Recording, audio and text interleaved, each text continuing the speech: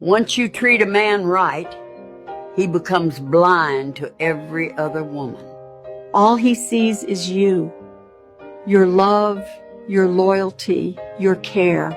It's not about beauty, status, or perfection. It's about how you make him feel when he's with you. When a man feels respected, supported, and valued, no other woman can catch his eye. He notices the small things, the way you believe in him, the way you stand by him. He doesn't need perfection. He needs a genuine heart and consistent love. And when a man feels truly loved, he'll protect, provide, and commit with everything he has. Drop a 100 if you agree with me, and pass this on to someone who needs it. God bless.